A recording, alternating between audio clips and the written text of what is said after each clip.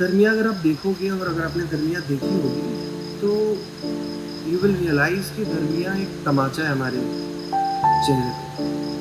क्योंकि दरमिया वो कहानी है जो आप देखोगे तो आप समझोगे कि यार ये ना मेरे पड़ोस में हो रहा है या ये मेरे घर में हो रहा है। दरमिया एक बहुत सेंसिटिव स्टोरी है जो हर कोई रिलेट करेगा। बच्चे अपने पेरेंट्स के लिए, आस पड़ोस वाले रिलेट करेंगे, माँ बाप रिलेट करेंगे। मतलब अगर आप दरमिया देखेंगे तो यू विल आल्सो रियलाइज कि जो दरमिया की एंडिंग है it's not a happy ending. एक आह भरी होगी। I still remember the day जब प्रिंस सर ने आके हमें दरमिया का नरेशन दिया एंड आई स्वेयर सारे लोगों की आंखों में आंसू थे। We were actually in tears. वो फिल्म इतनी इमोशनल है। It is the truth what is actually happening in the society, how people are treating their parents, जो आजकल दुनिया में हो रहा है वो ही दिख रहा है। तो the story is very heart touching. उस हर एक कैरेक्टर्स को इतना अच्छे से पोर्ट्रे किया गया है उस स्टोरी में। ये स्टोरी रिवॉल्व करती है एक बहुत ही न्यूक्लियर फैमिली के ऊपर जिनके बच्चों ने अभी अपनी मम्मी को खोया है और एक हस्बैंड ने अपनी वाइफ को खोया है। तो इस इंसिडेंट के बाद उनकी लाइफ में क्या कॉन्सिक्वेंसेस हो गए, how they are coping up with their pain, how they're coping up with their loss. So this story is based on that thing. और I think ये एक ऐसा सच है सोसाइटी का जो सबको पता है कि एक दिन होना है, but nobody is prepared for it. और जब वॉल हिट करती है तभी बुरा लगता है। I mean तभी रियलाइज होता है कि what is happening.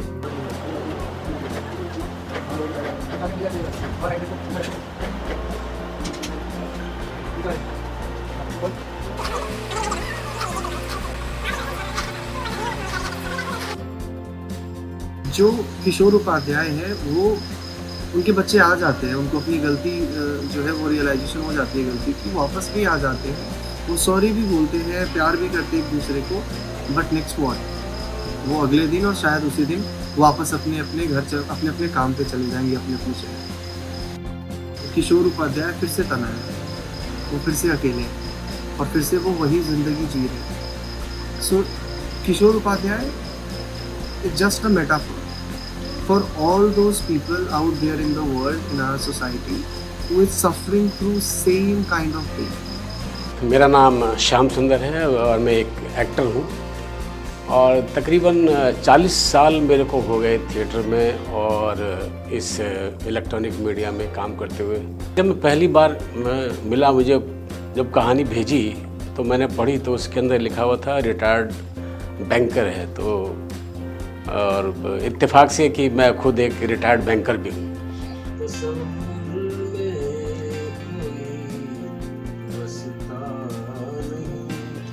तो कहानी पढ़ के मेरे को कहीं ना कहीं मुझे बहुत रिजेम्बलेंस लगी जो सोसाइटी में हम अमूमन देखते रहते हैं और हम ऑब्ज़र्व भी करते हैं बहुत सारी चीज़ों को। मेरे को बड़ा अच्छा लगा देख के कि ये कहानी कुछ मिलती जुलती भी है और कहीं ना कहीं वो इमोशनल टच भी है उस कहानी के अंदर जो लोगों को जोड़ती है एक दूसरे से या सोचने पे मजबूर भी करती है। ये कहानी मेरे को बड़ी अच्छी लगी। किशोर जी का जो कैरेक्टर है वो मुझे लगता है वो रिप्रेजेंट करता है हमारी सोसाइटी में उन लोगों के लिए जो किशोर जी के साथ चल रहा है, क्योंकि इस तरह के कैरेक्टर समाज को आम जिंदगी में बहुत सारे मिलते हैं जो अपने बच्चों से बहुत लोग दुखी हैं, क्योंकि वो माँ बाप से तो बहुत एक्सपेक्ट करते हैं कि वो हमारे लिए कुछ करें, लेकिन उनकी जिम्मेदारियाँ क्या हैं वो बच्चे नहीं समझ सकते उस बात को, ना उनके इमोशंस को वो समझते, क्योंकि आज की जनरेशन है ना उतनी सोच उनकी है नहीं। तो वो मुझे लगता है किशोर जी कहीं ना कहीं उसको रिप्रेजेंट करते हैं और बाकी लोग अगर उसको देखेंगे तो वो कहीं ना कहीं अपने आप को कनेक्ट करेंगे उससे कि नहीं, और बच्चे लोग भी इस चीज़ को समझेंगे कि नहीं ये बात तो सही है जो कही जा रही है, कहीं ना कहीं हमारा भी इसके अंदर गलती है, हमारा भी कुछ फॉल्ट है। तो हमको भी उसी तरह से सोचना चाहिए जैसे हमारे माँ बाप हमको हमारे साथ हमारी परवरिश करते हैं। Anurag, are we ready to roll? Yes sir. करें पहला रोल? सर अपना पोजीशन ले लो। Roll camera, action. मॉम की ये पहली बरसी है और मैं यहाँ पापा के लिए आई हूँ। मेरे से बात करने का ना कोई शौक नहीं है मुझे। हाँ तो तुझसे बिना कोई बात नहीं करना चाहता। अरे बेटा, ये अपनी बड़ी बहन से कौन इससे बात करता है?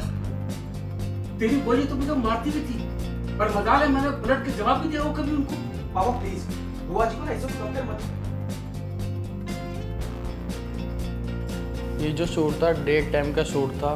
बाहर जो सनलाइट थी वो टाइम के साथ साथ चेंज हो रही थी, तो हमें जो शूट में लाइट दिखानी थी वो एक ही लाइट दिखानी थी कि एक ही टाइम पे शूट हो रहा हो। तो हमने वो लाइट क्रिएट करी। तो एक ये चैलेंज आया था शूट पे लाइट को लेके।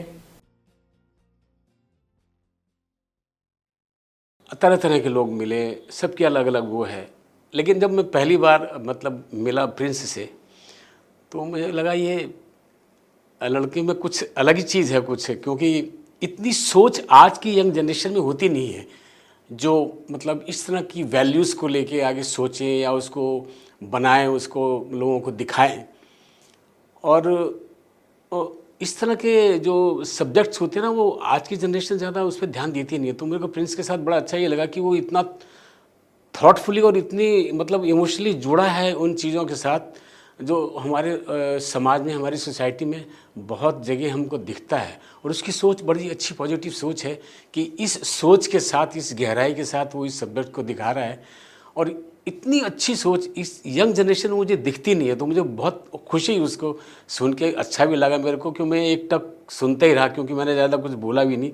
क्योंकि जिस तरह से वो नरेट कर रहे थे कि वो मुझे लगा कहीं ना कहीं इमोशनली वो खुद जुड़े हुए, और वो चाहते हैं कि सोसाइटी में इस तरह की रिफॉर्म्स हो और यंग जनरेशन के अंदर भी ऐसी कुछ सोच भी आए कि बस एक फैमिली कैसे चलती है। एक जो पुराना एक ट्रेडिशन था हमारा कि नहीं, एक कलेक्टिव, एक जॉइंट फैमिली होनी चाहिए। कहने को तो हम सब अलग अलग हो जाते हैं, लेकिन कहीं ना कहीं तो एक हमको रहना ही चाहिए। तो ये सोच उनकी जो है ना, वो मुझे बहुत अच्छी लगी। और मैं तो कामना करता हूँ कि ये प्रिंस ऐसी फिल्में और भी बनाए, लोगों को और भी कनेक्ट करें, लोगों को समझाएं इन चीज़ों को लेके, इस सोशल जो कंसेप्ट है, और इस तरह से मोटिवेट करे लोगों को अपनी फिल्मों से। यार तो बड़ा अच्छा लगेगा। लाइन कौन बोल रहा है?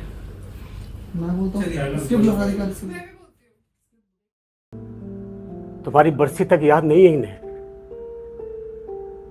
हमारा हंसता खेलता घर भूतिया महल बन गया है।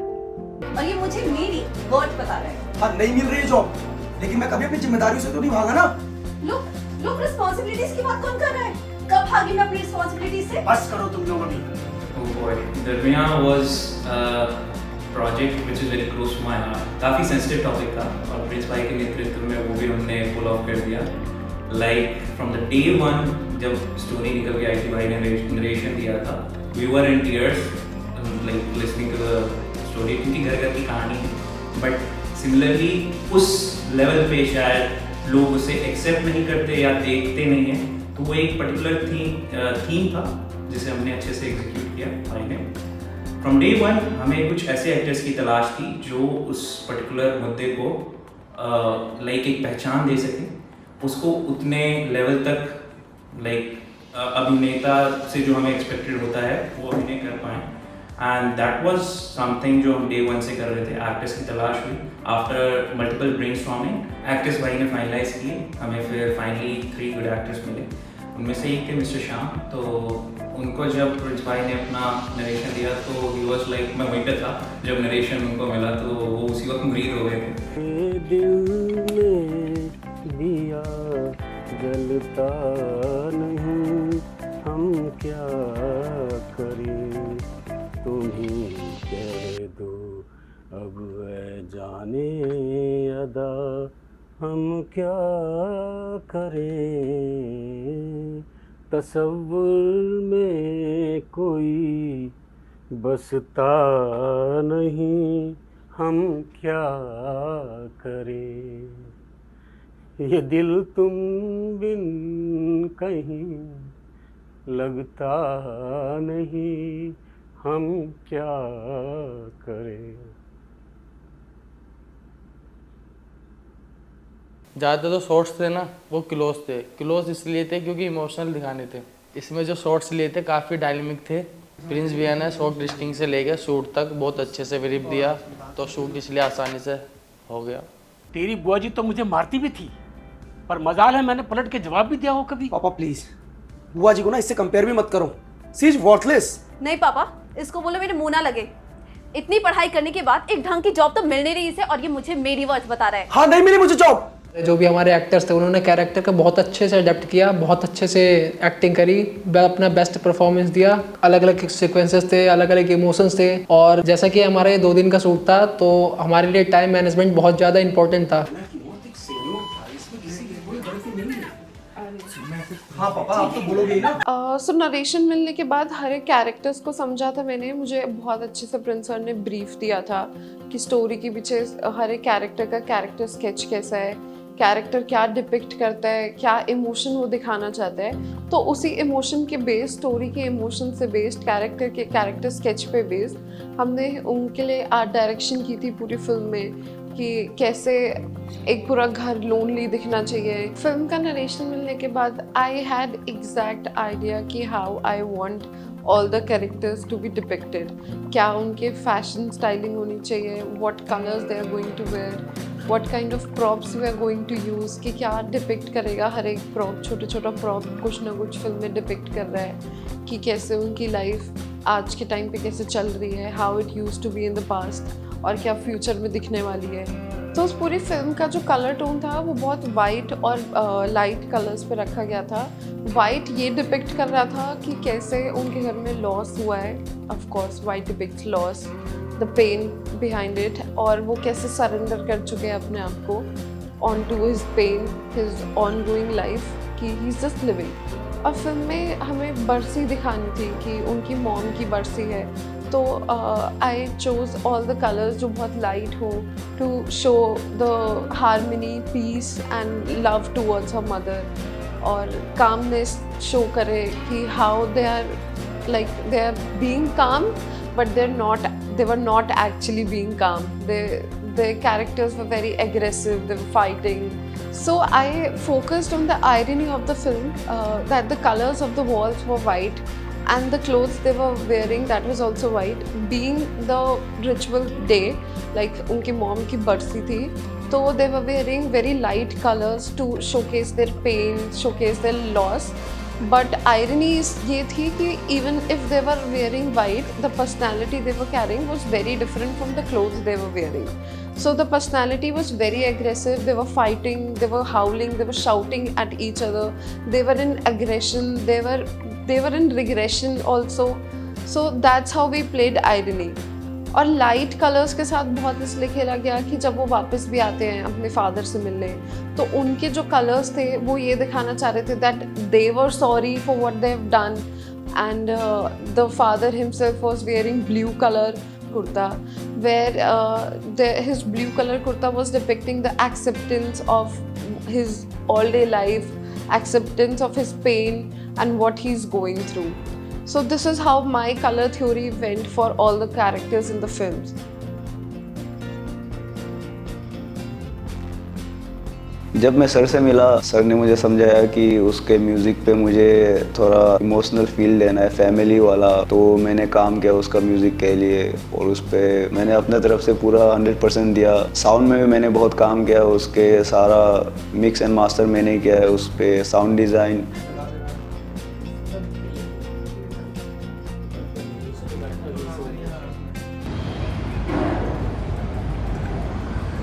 शो शुरू हुआ अंदर कि नहीं? अभी नहीं। एक्टर अभी भी लड़ रहे हैं। आजो खा लो।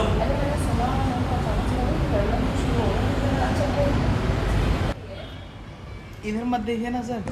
प्यार की राह में चलना हम नहीं सुधरेंगे, हम नहीं सुधरेंगे। एंड जब क्लाइमेक्स आता है, जब तीनों कैरेक्टर्स हमारे वहाँ पे ऑन सेट, ऑन स्क्रीन, जो टेंशन बिल्डअप होता है एंड तक, वो कमेंडेबल था। मुझे जो सबसे ज़्यादा मज़ा आया शूट करने में वो फाइट सीक्वेंस था। सच तो ये है ना कि तेरे साथ कोई रह ही नहीं सकता।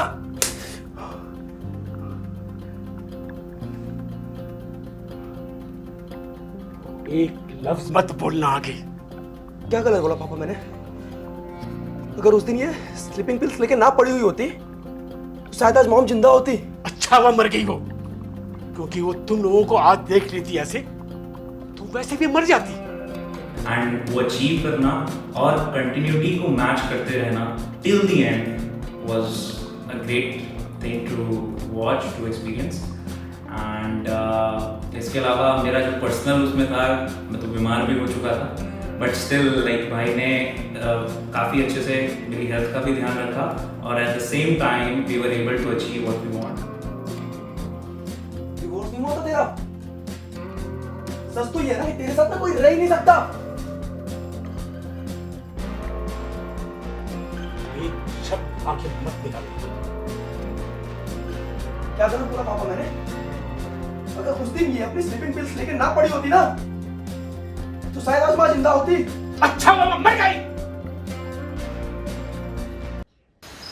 तो कुछ दुख दर्द, कुछ किस्से ऐसे होते हैं जो दिखते नहीं हैं। तो वैसे ही किसी किस्से को वैसे ही किसी कहानी को दिखाने की कोशिश की है हमने दरमिया के थ्रू। उन माँ बाप की कहानी जिनके बच्चे उनसे दूर है, वो माँ बाप जिन्होंने अपनी पूरी ज़िंदगी लगा दी अपने बच्चों की परवरिश में, उन्हें एक अच्छी ज़िंदगी देने में।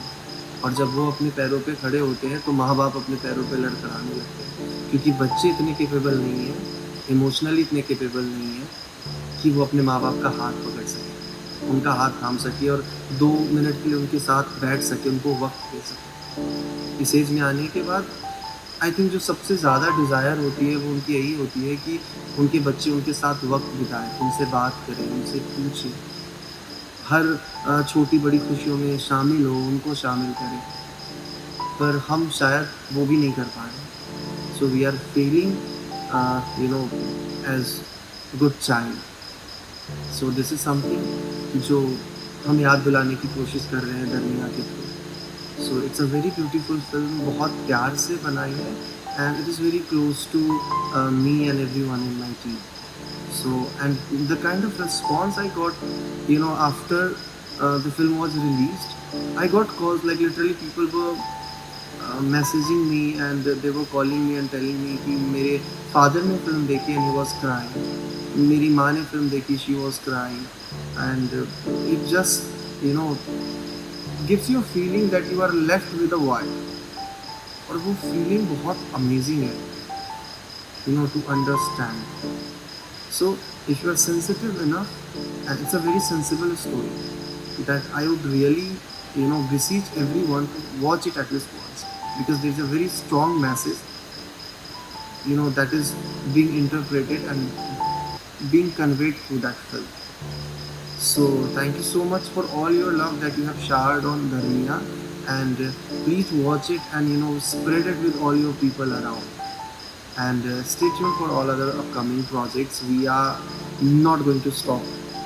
We are making it and we'll keep making it. Roll camera. Rolling Action. चलो निकलो मेरे घर से। नहीं, मुझे नहीं चाहिए तुम लोग। चलो निकलो मेरे घर से, निकलो मेरे घर से, निकलो मेरे घर से, निकलो मेरे घर से।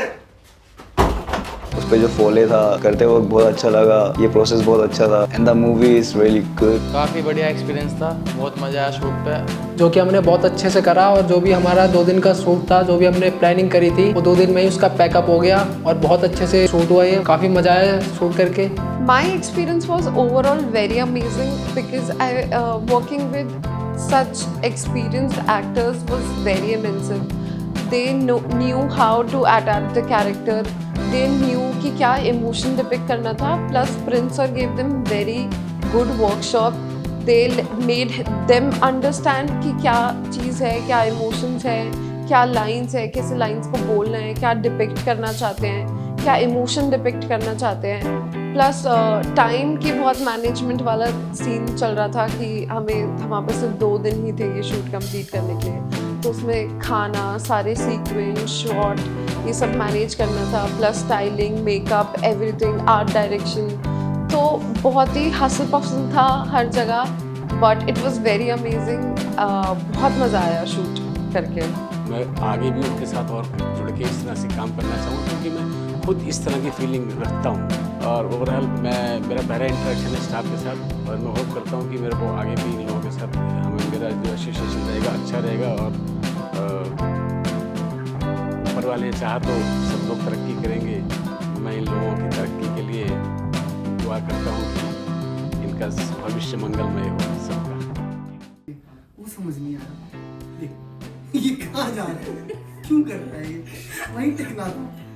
और तू ना ऐसे क्यों जा रहा है अंदर की तरफ, ऐसे हो जाना मेरे सर पे टिक जा। लग क्या रहा है ये बता दे यार। उनके बटन के अंदर हाथ नहीं डालना है। बस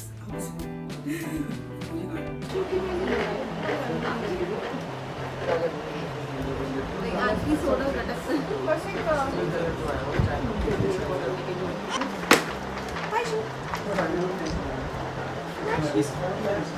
ये रायना को चाहिए। इधर नहीं देख रहा। ये चीज़ जब वो बोल रहा है सामने दिखते दोनों चीज़ के नाम बोल रहे Just because we drink coffee P सके। विनीत भाई अपन गाड़ी की चाबी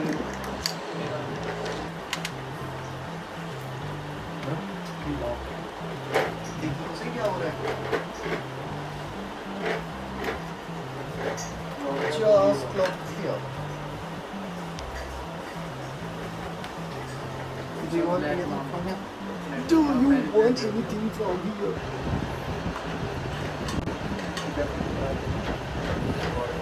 Breaking the fourth wall. नहीं कर रहा है। राना, जैसे कि मुझे फर्क पड़ता है, तू भी मर गया मेरे लिए। हाँ, तो मेरे लिए चलो निकलो यहाँ से। तुम्हारी माँ की थप्पड़ तो तेज लगा था सर। उसमें लगा हुआ ना तुमको। नहीं थप्पड़ की आवाज़ भी आती। आवाज़ मिला के तुमको साउंड इफेक्ट ही डालना पड़ेगा। अंकल को तुम और एक सेकंड ठीक है, सही आ रहा। इस साइड को जाओ, आप पीछे की तरफ जाओ। तो बैठना है आपको, मैं हटूं? नहीं आप खाओ आने जरा पूरा पूरा अभी एक चीज अंदर की लाइट चल रही क्या? हाँ बंद कर।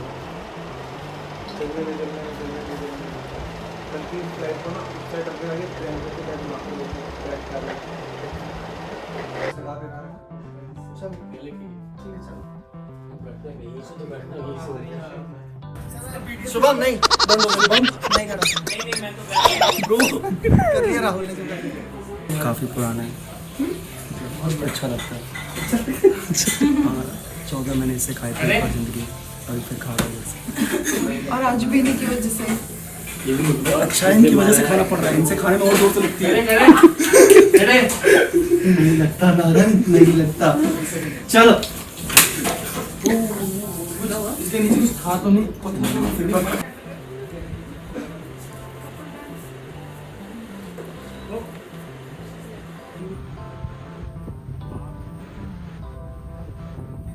इंसर्ट लगा देंगे बस कट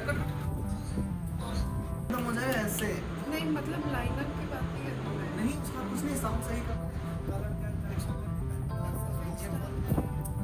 एक दिन का भी काम।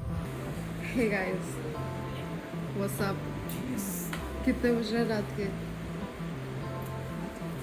1 बजे में बोला ना निकल जाएंगे। 3:30 बजे